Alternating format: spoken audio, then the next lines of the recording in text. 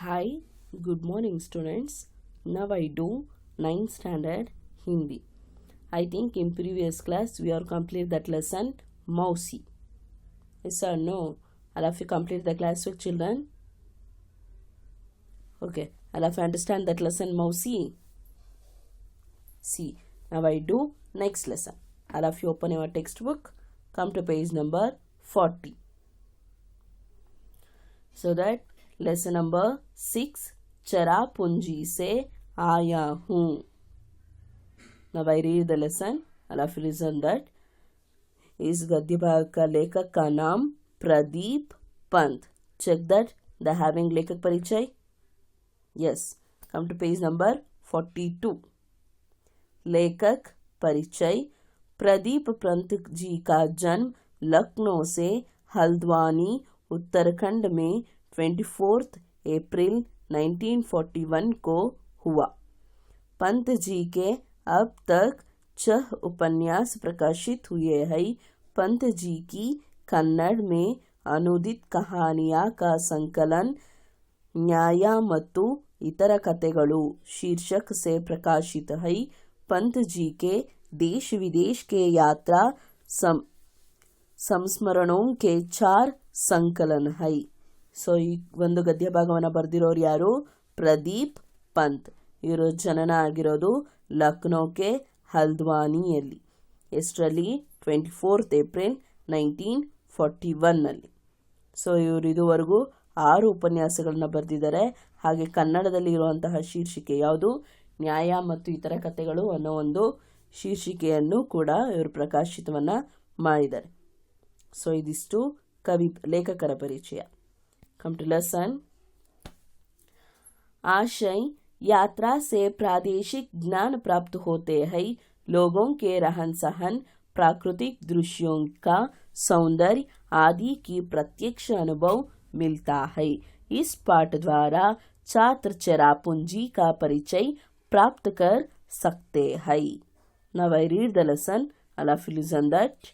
Then all of you see in your textbook. Okay children. Meghalaya यानी बादलों का घर. Underline that. मेघालय यानी बादलों का घर. और मेघालय की राजधानी शिलांग. Underline that. मेघालय की राजधानी शिलांग एक हरा भरा पर्वतीय नगर जहाँ हर वक्त बादल उमड़ते घुमड़ते रहते हैं. इतना बड़ा स्वच्छ सुंदर पर्वतीय नगर उत्तर भारत में कहीं नहीं है. ऐसा हरितीम भी शायद ही कहीं देखने को मिले. श्रीलंका से चरापूंजी की ओर जाता मार्ग दोनों ओर पहाड़ों और दरख्तों से फटा पड़ा है. यह ऊंचा नीचा सरफाकर रास्ता को पार करते हुए दिखाई पड़ते हैं. बादल बहती है सुहानी हवा और कभी कभी हो जाती है बूंदा बूंदी. हमारी जीप श्रीलंका से 53 किलोमीटर दूर चरापूंजी की ओर बढ़ रही थी. मेरे साथ राज्य के एक अधिकारी. Underline that. मेरे साथ राज्य के एक अधिकारी श्री संगमा और उनके 2 दोस्त बैठे हैं. Underline that sentence. मेरे साथ राज्य के एक अधिकारी श्री संगमा और उनके 2 दोस्त बैठे हैं. That's all. मैं जीप की खिड़की बंद करते हुए संगमा से पूछता हूँ, क्या साल भर यहाँ वर्षा होती रहती है? जी हाँ, संगमा कहते हैं. आपको जानकर ताज्जुब होगा कि मेघालय के खपत से ज्यादा पनबिजली का उत्पादन होता है. हम अतिरिक्त बिजली अन्य राज्यों को दे देते हैं. Underline that. मेघालय में खपत से ज्यादा पन बिजली का उत्पादन होता है। हम अतिरिक्त बिजली अन्य राज्यों को दे देता है। ऐसा दैट्स ऑल। ऐसा मैं सचमुच आश्चर्य से पूछता हूँ। संगमा कहते हैं वैसा यदि यह सभी गांव बिजली से जगमग उठे तो भी अतिरिक्त बिजली का उत्पादन होता रहेगा। हम पहाड़ों के निहराते हुए आगे बढ़ रहे हैं। सड़क के उस पार पहाड़ी कोहरे सी गिरी हुई है। 3 पर्वतीय अंचलों में बांट हुआ है मेघालय। Underline that words. 3 पर्वतीय अंचलों में बांट हुआ है मेघालय। Underline that full. खासी पर्वत, गारो पर्वत और जयंतिया पर्वत। That's all. और इन्हीं 3 पर्वतीय अंचलों से बने हैं 5 जिले। हर अंचल की अपनी अलग संस्कृति है, रीति रिवाज, पर्व, उत्सव है, लेकिन हर कहीं पारिवारिक व्यवस्था मातृसत्तात्मक है। Underline that. पारिवारिक व्यवस्था मातृसत्तात्मक है। That's all. भूमि, धन, संपत्ति जब माँ से बेटी को मिलाती है। स्त्री का यहाँ वर्चस्व है। यह एहसास गुवाहाटी से मेघालय की सीमा में घुसने के साथ ही होने लगता है। तमाम दुकान पर स्त्रियों का सौदा बेचती और बेहिचक बतियाती दिखाई देती है। श्रीलंका में भी उन्हें दुकानों पर बैठ देखा जा सकता है। शायद यह स्थिति पूर्वोत्तर के अन्य राज्यों में भी है, भले ही वह मातृसत्तात्मक परिहार व्यवस्था न हो। कुछ साल पहले मणिपुर की राजधानी इम्फाल में भी यह सब देखा था। स्त्रियों का अंडरलाइन दैट। स्त्रियों का पूरा बाजार ही है वह जिसे माहिती बाजार कहते हैं, यानी माँ का बाजार। दिन भर सामान की बिक्री कर शाम को अपने अपने घर लौटती है। किसी प्रकार का वर्गभेद नहीं, यानी अमीर घरों की स्त्रियां भी इस माहिती बाजार में मिल जाएगी और गरीब घरों की स्त्रियां भी। ओके। तभी एक मोड़ निकलते पर चेरापूंजी का छोटा सा बाजार दिखाई पड़ता है और इस बाजार में दुकानों पर बैठी है महिलाएं। फिर चाहे दुकान फल सब्जियां की हो या चाय की, हम आगे बढ़ जाते हैं। Take that. Today I will stop that lesson. Still lesson are there. I will continue in the next class. Okay, children. See, is part now I explain that lesson. ಆಶಯ ಈ ಒಂದು ಲೆಸನ್ ಇಂದ ನಾವೇನ್ ತಿಳ್ಕೊತೀವಪ್ಪ ಅಂದ್ರೆ ಯಾತ್ರಾ ಸೆ ಪ್ರಾದೇಶಿಕ್ ಜ್ಞಾನ ಪ್ರಾಪ್ತ ಹೋತಾ ಹೈ. ಟ್ರಾವೆಲ್ ಅಂದ್ರೆ ಟ್ರಿಪ್ ಮಾಡೋದ್ರಿಂದ ನಮ್ಗೇನಾಗತ್ತೆ, ಕೆಲವೊಂದು ಪ್ರದೇಶಗಳ ಪರಿಚಯ ಆಗತ್ತೆ, ಹೌದು ತಾನೆ. लोगों के रहन सहन, प्राकृतिक दृश्यों का सौंदर्य आदि का प्रत्यक्ष अनुभव मिलता है.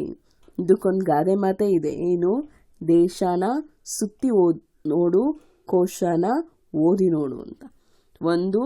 ಯಾವುದಾದ್ರೂ ಒಂದು ಪ್ರದೇಶದ ಬಗ್ಗೆ ತಿಳ್ಕೋಬೇಕು ಅಂದರೆ ನಾವು ಅಲ್ಲಿಗೆ ಪ್ರತ್ಯಕ್ಷವಾಗಿ ಹೋಗಿ ನೋಡಬೇಕು. ಅಟ್ಲೀಸ್ಟ್ ನಾವು ಹೋಗಿ ಪ್ರತ್ಯಕ್ಷವಾಗಿ ನೋಡೋಕ್ಕೂ ಆಗಲಿಲ್ಲ ಅಂದ್ರೂ ಅದ್ರ ಬಗ್ಗೆ ಓದಿ ಆದರೂ ತಿಳ್ಕೋಬೇಕು, ಹೌದು ತಾನೆ? ಸೊ ಹಾಗಾಗಿ ನಾವಿಲ್ಲಿ ಟ್ರಿಪ್ ಮಾಡೋದ್ರಿಂದ ಏನು ಉಪಯೋಗ ಇದೆಯಪ್ಪ ಅಂದರೆ ಅಲ್ಲಿನ ಜನರ ವೇಷಭೂಷಣ ಹೇಗಿರುತ್ತೆ, ರೀತಿ ರಿವಾಜ್ ಏನಿದೆ, ಸಂಸ್ಕೃತಿ ಆಚರಣೆಗಳು ಏನಿರುತ್ತೆ, ಮತ್ತು ಅಲ್ಲಿನ ಪ್ರಾಕೃತಿಕ ಸೌಂದರ್ಯ ಹೇಗಿದೆ ಅನ್ನೋದರ ಪ್ರತ್ಯಕ್ಷ ಅನುಭವ ನಮಗೆ ಸಿಗುತ್ತೆ. इस पाठ के द्वारा छात्र चेरापूंजी का परिचय प्राप्त कर सकते हैं. ಈ ಒಂದು ಗದ್ಯ ಭಾಗದಲ್ಲಿ ನಾವು ಯಾವುದ್ರ ಬಗ್ಗೆ ತಿಳ್ಕೊತಾ ಇದ್ದೀವಿ? ಚೆರಾಪುಂಜಿ ಅನ್ನೋ ಒಂದು ಪ್ರದೇಶದ ಬಗ್ಗೆ ತಿಳ್ಕೊತಾ ಇದ್ದೀವಿ. ಮೇಘಾಲಯ ಯಾನಿ ಬಾದಲೋಂ ಕಾ ಘರ್. ಮೇಘಾಲಯ ಅನ್ನೋದು ಯಾನಿ ಬಾದಲೋಂ ಕಾ ಘರ್. ಯಾಕಪ್ಪ ಅಂದರೆ ಅಲ್ಲಿ ವರ್ಷದ 365 ದಿನನೂ ಕೂಡ ಮಳೆ ಅನ್ನೋದು ಬೀಳ್ತಾನೇ ಇರುತ್ತೆ. ಸೊ ಹಾಗಾಗಿ ಮಂಜು ಮತ್ತು ಮೋಡ ಮುಸುಕಿದ ಪ್ರದೇಶ ಇದು. ಹಾಗಾಗಿ ಅದನ್ನ ಯಾನಿ ಬಾದಲೋಂ ಕಾ ಘರ್, ಮೋಡಗಳ ಮನೆ ಅಂತಾನೆ ಕೂಡ ಕರೀತಾರೆ. ಯಾವುದನ್ನ? ಮೇಘಾಲಯವನ್ನ. और ಮೇಘಾಲಯ की ರಾಜಧಾನಿ ಶ್ರೀಲಂಗಾ. ಮೇಘಾಲಯದ ಕ್ಯಾಪಿಟಲ್ ಯಾವುದಾಗಿದೆ? ಶ್ರೀಲಂಗಾ. ಏಕ್ ಹರಾಬರ ಪರ್ವತೀಯ ನಗರ. ಈ ಶ್ರೀಲಂಗಾ ಅನ್ನೋದು ಕೂಡ ಸುತ್ತ ಹಸಿರನ್ನು ಹೊತ್ತು ನಿಂತಿರುವಂತಹ ಒಂದು ಪ್ರದೇಶ. ಜಹಾ ಹರ್ ವಕ್ತ್ ಬಾದಲ್ ಉಮಡ್ತೆ ಗುಮಡ್ತೆ ರಹತೆ ಹೈ. ಅಲ್ಲಿ ಕೇವಲ ಹಸಿರು ಅನ್ನೋದು ಅಷ್ಟೇ ಅಲ್ಲ, ಜಗಮಗಿಸೋ ಲೈಟ್ಗಳು ಕೂಡ ಇದೆ. ಎಲ್ಲಿ? ಶ್ರೀಲಂಗಾ ಅಥವಾ ಮೇಘಾಲಯದಲ್ಲಿ. ಇನ್ಕಾ ಬಡಾ ಸ್ವಚ್ಛ ಸುಂದರ್ ಪರ್ವತೀಯ ನಗರ್ ಉತ್ತರ ಭಾರತ್ ಮೇ ಕಹಿ ನಹಿ ಹೈ. ಈ ಒಂದು ಪ್ರದೇಶವನ್ನ ಎಲ್ಲಿ ನೋಡ್ಬೋದು ನಾವು? ಉತ್ತರ ಭಾರತದಲ್ಲಿ. ಯಾವ ಥರ ದೊಡ್ಡದಾಗಿರೋದು, ಸ್ವಚ್ಛವಾಗಿ ಹಾಗೆ ಸುಂದರವಾಗಿರುವಂತಹ ಪರ್ವತಗಳ ನಗರ ಇದು. ಐಸಾ ಐತಿಹ್ಯ भी शायद ही देखने की मिलो. श्रीलंका से चेरापूंजी की ओर जाता मार्ग दोनों ओर पहाड़ों को दरखात से पटा पड़ा है. ಈ ಶ್ರೀಲಂಕಾದಿಂದ ಚೆರಾಪುಂಜಿಗೆ ಹೋಗಬೇಕು ಅಂದರೆ ಆ ರಸ್ತೆಯ ಎರಡೂ ಬದಿಗಳಲ್ಲೂ ನಾವೇನು ಮಾಡ್ಬೋದು? ಹಚ್ಚ ಹಸಿರು ನಿಂತಿರುವಂಥ ಮರ ಹಾಗೆ ಬೆಟ್ಟಗಳನ್ನು ನೋಡ್ಬೋದು. ವಹ Oonchaa ನೀಚಾ ಸರ್ಫಾ ಖಾ rasta high. God section ಅಂತ ಏನು ಕರಿತೀವಿ ಆ ರೀತಿ ರೋಡ್ ಇರೋದದು. ಸೊ ರಾಸ್ತೆ ಕೋ ಪಾರ್ ಕರ್ತೆ ಹುಯೆ ದಿಖಾಯಿ ಪಡ್ತೆ ಹೈ ಬಾದಲ್, ಬಹತಿ ಹೈ ಸುಹಾನಿ ಹವಾ और ಕಭಿ ಕಭಿ ಹೋ ಜಾತಿ ಹೈ ಬೂಂದಾ ಬೂಂದಿ. ಸೊ ಈ ಶ್ರೀಲಂಕಾದಿಂದ ಚೆರಾಪುಂಜಿಗೆ ಹೋಗುವಂಥ ದಾರಿಯಲ್ಲಿ ನಾವೇನು ಮಾಡ್ಬೋದು? ಆ ಮೋಡ ಕವಿದ ವಾತಾವರಣ ಇರ್ಬೋದು, ಅಥವಾ ಆ ಮಂಜಿನಲ್ಲಿ ತಣ್ಣಗೆ ಬೀಸೋ ಗಾಳಿ ಇರ್ಬೋದು, ಅಥವಾ ಯಾವಾಗಲೂ ಸದಾಕಾಲ ಜಿನುಗುವಂತಹ ಮಳೆಯ ಅನುಭವ ನಮಗೆಲ್ಲಾಗತ್ತೆ? ಈ ಒಂದು ರಸ್ತೆಯಲ್ಲಿ ಆಗತ್ತೆ. ಹಮಾರಿ ಜೀಪ್. ಇಲ್ಲಿ ಯಾರು ಹೊರಟಿದ್ದಾರೆ? ಲೇಖಕ್ ಪ್ರದೀಪ್ ಪಂತ್ ಹೊರಟಿರೋದು. ಸೊ ಹಮಾರಿ ಜೀಪ್ ಶ್ರೀಲಂಕಾ ಸೆ 53 ಕಿಲೋಮೀಟರ್ ದೂರಿ ಚೆರಾಪುಂಜಿ ಕಿ ಓರ್ ಬಡ್ ರಹಿ ಥಿ. ಇವರು ಎಲ್ಲಿಂದ ಹೊರಟಿದ್ದಾರೆ? ಶ್ರೀಲಂಕಾದಿಂದ ಎಲ್ಲಿ ಹೋಗ್ತಾ ಇರೋದು? ಚೆರಾಪುಂಜಿಗೆ. ಎಷ್ಟು ಕಿಲೋಮೀಟರ್ಸ್ ಇರೋದಿದು? 53 ಕಿಲೋಮೀಟರ್ಸ್ ಇರೋಂತಹ ಪ್ಲೇಸು. ಮೇರೆ ಸಾಥ್ राज्य के एक अधिकारी श्री संगमा और उनके 2 दोस्त बैठे हैं. ಸೊ ಇಲ್ಲಿ ಪ್ರದೀಪ್ ಪಂತ್ ಜಿಯವರ ಜೊತೆಯಲ್ಲಿ ಇನ್ನೂ 2 ವ್ಯಕ್ತಿಗಳು ಹೊರಟರು. ಯಾರಪ್ಪ ಅಂದರೆ ಒಬ್ಬ ರಾಜ್ಯದ ಅಧಿಕಾರಿ ಶ್ರೀ ಸಂಗಮ, ಇನ್ನೊಬ್ರು ಅವರ ಜೊತೆ ಇದ್ದಂತಹ 2 ಫ್ರೆಂಡ್ಸ್. ಅವರಷ್ಟು ಜನ ಒಂದು ಜೀಪಲ್ಲಿ ಹೊರಡ್ತಾರೆ. ಎಲ್ಲಿಂದ? ಶ್ರೀಲಂಕಾದಿಂದ ಎಲ್ಲಿಗೆ? ಚೆರಾಪುಂಜಿಗೆ. ಎಷ್ಟು ಕಿಲೋಮೀಟರ್ಸ್ ಡಿಫ್ರೆನ್ಸ್ ಇರೋದದು? 53 ಕಿಲೋಮೀಟರ್ಸ್. मैं जीप की खिड़की बंद करते हुए संगमा से पूछता हूँ. ಅಲ್ಲಿ ಸದಾ ಕಾಲ ಮಳೆ ಅನ್ನೋದು ಏನಿರುತ್ತೆ? ಜಿನುಗ್ತಾನೆ ಇರುತ್ತೆ. ಸೊ ಹಾಗಾಗಿ ಆ ಜೀಪ್ನ ಎಲ್ಲ ಕಿಟಕಿಗಳನ್ನ ಕ್ಲೋಸ್ ಮಾಡಿ ಪ್ರದೀಪ್ ಪಂತ್ ಜಿಯವರು ಅಲ್ಲಿನ ಅಧಿಕಾರಿ ಶ್ರೀ ಸಂಗಮ ಅವ್ರನ್ನ ಕೇಳ್ತಾರೆ. ಏನಂತ? ಕ್ಯಾ ಸಾಲ್ ಬರ್ ಯಹಾ ವರ್ಷ ಹೋತಿ ರಾತಿ ಹೈ. ಏನು ವರ್ಷದ ಪ್ರತಿದಿನನೂ ಇಲ್ಲಿ ಇದೇ ರೀತಿ ಮಳೆ ಬೀಳ್ತಾ ಇರತ್ತಾ? ಜಿ ಹಾ ಸಂಗಮ कहते हैं. ಸಂಗಮ ಅವರು ಹೇಳ್ತಾರೆ, ಹೌದು ಸ್ವಾಮಿ. आपको जानकर ताज्जुब होगा कि मेघालय में खपत से ज्यादा पन बिजली का उत्पादन होता है. ಹೌದು, ಇಲ್ಲಿ ವರ್ಷದ 365 ದಿನನೂ ಕೂಡ ಹೀಗೆ ಮಳೆ ಬೀಳ್ತಾ ಇರುತ್ತೆ.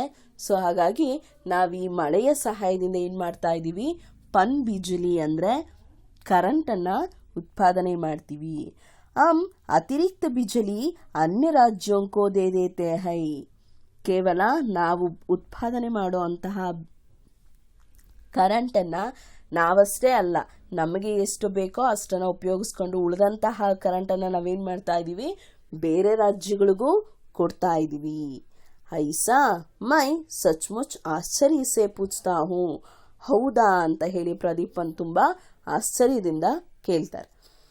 ಸೊ ಸಂಗಮ कहते हैं ಅದಷ್ಟೇ ಅಲ್ಲ, ವೈಸಾ ಯದಿ ಯಹಾ ಸಬಿ ಗಾಂವ್ ಬಿಜಲಿ ಸೆ ಜಗಮಗ್ ಉಠೆ. ಈ ಒಂದು ರಾಜ್ಯದಲ್ಲಿರುವಂತಹ ಪ್ರತಿಯೊಂದು ಹಳ್ಳಿನೂ ಕೂಡ ಏನಾಗಿದೆ, ಲೈಟ್ಸ್ಗಳಿಂದ ಕಂಗೊಳಿಸ್ತಾ ಇರುತ್ತೆ. ತೋ ಬಿ ಅತಿರಿಕ್ತ ಬಿಜಲಿ ಕಾ ಉತ್ಪಾದನ್ ಹೋತಾ ರಹೇಗಾ. ಸೊ ಹಾಗಾಗಿ ನಾವು ಎಕ್ಸ್ಟ್ರಾ ವಿದ್ಯುತ್ತನ್ನು ಕೂಡ ಕಂಡುಹಿಡಿತಾ ಇದ್ದೀವಿ.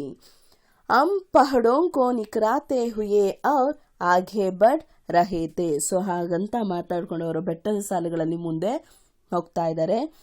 ಸಡಕ್ಕೆ ಉಸ್ ಪಾರ್ ಪಹಡಿ ಕುಹ್ರೆ ಸೆ ಗಿರಿ ಹುಯಿ ಹೈ. ಸೊ ಅಲ್ಲಿ ಪಹಡಿ ಅಂದರೆ ಬೆಟ್ಟಗಳು, ಗಿರಿ, ಪರ್ವತಗಳು, ಎಲ್ಲ ರೀತಿ ಪರ್ವತಗಳು ಇದೆ. ಸೊ ಇಲ್ಲಿ ಈ ಪರ್ವತಗಳ ಸಾಲುಗಳನ್ನು 3 ಪರ್ವತಗಳನ್ನಾಗಿ ವಿಂಗಡಿಸಿದ್ದಾರೆ. ಇಲ್ಲಿ ಮೇಘಾಲಯದಲ್ಲಿರುವಂತಹ 3 ಪರ್ವತಗಳು, 3 ಪರ್ವತೀಯ ಆಂಚಲೋं में बांट ವಾಹೈ, 3 ಪರ್ವತೀಯ ಭಾಗಗಳನ್ನಾಗಿ ಅದನ್ನ ವಿಭಾಗಿಸಿದ್ದಾರೆ. ಯಾವ್ದ್ಯಾವ್ದಪ್ಪ ಅಂದ್ರೆ ಕಾಸಿ ಪರ್ವತ್, ಘಾರೋ ಪರ್ವತ್ और जयंतीय पर्वत. मेघालय के 3 पर्वतीय अंचलों का नाम खासी पर्वत, ಘಾರೋ ಪರ್ವತ್ और ಜಯಂತಿಯ ಪರ್ವತ್ ಅನ್ನೋ ಒಂದು 3 ಪರ್ವತದ ಸಾಲುಗಳನ್ನ ವಿಂಗಡಿಸಿದ್ದಾರೆ. ಏನ್ ಡಿಫ್ರೆನ್ಸ್ ಇದೆ ಈ 3 ಸಾಲುಗಳ ಪರ್ವತಗಳಲ್ಲಿ ಅಂತ ಅಂದ್ರೆ, ಅವರು ಈ 3 ಪರ್ವತೀಯ ಆಂಚಲೋं से बना है 5 ಜಿಲ್ಲೆ. ಸೊ ಈ 3 ಪರ್ವತದ ಪ್ರದೇಶಗಳನ್ನ ನೋಡ್ತಾ ಹೋದ್ರೆ ಇಲ್ಲಿ 5 ಜಿಲ್ಲೆಗಳು ಇರುತ್ತೆ. ಹರ್ ಆಂಚಲ್ ಕಿ ಅಪ್ನಿ ಅಲಗ್ ಸಂಸ್ಕೃತಿ. ಆ 5 ಜಿಲ್ಲೆಯ ಜನರ ಸಂಸ್ಕೃತಿ ಬೇರೆ ರೀತಿ ಇರುತ್ತೆ, ರೀತಿ ರಿವಾಜ್ ಬೇರೆ ತರ ಇರುತ್ತೆ, ಅಲ್ಲಿ ಮಾಡುವಂತಹ ಆಚರಣೆಗಳು, ಸಂಪ್ರದಾಯಗಳು, ಹಬ್ಬಗಳೆಲ್ಲ ಬೇರೆ ರೀತಿ ಇರುತ್ತೆ. ಸೊ ಲೇಕಿನ್ ಹರ್ ಕಹಿ ಪಾರಿವಾರಿಕ ವ್ಯವಸ್ಥಾ ಮಾತೃಸತ್ತಾತ್ಮಕ ಹೈ. ಆದ್ರೆ ಎಲ್ಲಾ ಜಿಲ್ಲೆಗಳಲ್ಲಿರುವಂತಹ ಕಾಮನ್ ಆಚರಣೆ ಏನಪ್ಪಾ ಅಂದ್ರೆ, ಅಲ್ಲಿ ನಡೆಯುವಂತಹ ಎಲ್ಲಾ ಒಂದು ಹಬ್ಬಗಳಾಗಿರ್ಬೋದು, ಅದು ಮಾತೃಸತ್ತಾತ್ಮಕ ಅಂದ್ರೆ ತಾಯಿಯ ಸಹಾಯದಿಂದ, ತಾಯಿಯ ಮೂಲದಿಂದ ನಡೆದಿರುತ್ತೆ. ಯಾಕಪ್ಪ ಅಂದ್ರೆ ಭೂಮಿ, ಧನ್, ಸಂಪತ್ತಿ, ಅಲ್ಲಿ ಇರೋಂತಹ ಭೂಮಿ ಆಗಿರ್ಬೋದು, ಹಣ ಐಶ್ವರ್ಯ ಆಗಿರ್ಬೋದು, ಸಂಪತ್ತಾಗಿರ್ಬೋದು. ನಮ್ಮ ಕಡೆ ಏನಿರುತ್ತೆ, ತಂದೆ ಆಸ್ತಿ ಮಾಡಿರೋದೆಲ್ಲ ಯಾರಿಗೆ ಸಿಕ್ಕಿರತ್ತೆ, ಮಗನಿಗೆ ಸಿಗತ್ತೆ, ಹೌದು ತಾನೆ? ಸೊ ಆದ್ರೆ ಇಲ್ಲಿ ಸಬ್ ಮಾಸೆ ಬೇಟಿ ಕೋ ಮಿಲಾತಿ ಹೈ, ತನ್ನ ತಾಯಿಯಿಂದ ಯಾರಿಗೆ ಸಿಗುತ್ತೆ, ಮಗಳಿಗೆ ಸಿಗುತ್ತೆ. ಸೊ ಹಾಗಾಗಿ ಇಲ್ಲಿರುವಂತಹ ವ್ಯವಸ್ಥೆ ಯಾವುದು, ಮಾತೃಸತ್ತಾತ್ಮಕ ವ್ಯವಸ್ಥಾ. ಸೊ ಅಲ್ಲಿಗೆ ಸ್ಟಾಪ್ ಮಾಡಿರ್ತೀನಿ. ಇನ್ನು ಉಳಿದಿದ್ದ ಲೆಸನ್ನ ನೆಕ್ಸ್ಟ್ ಕ್ಲಾಸಲ್ಲಿ ನೋಡೋಣ. ಸರಿನಾ ಮಕ್ಕಳ? ಲೆಸನ್ನ ಒಂದ್ಸಲ ಫುಲ್ಲು ಓದಿ, ಏನಾದರೂ ಡೌಟ್ಸ್ ಇದ್ರೆ ಕೇಳಿ. Okay children, if you having any doubts, ask me. Still lesson are there, I will continue in the next class. For how much I will complete the lesson, that much I will give the class work.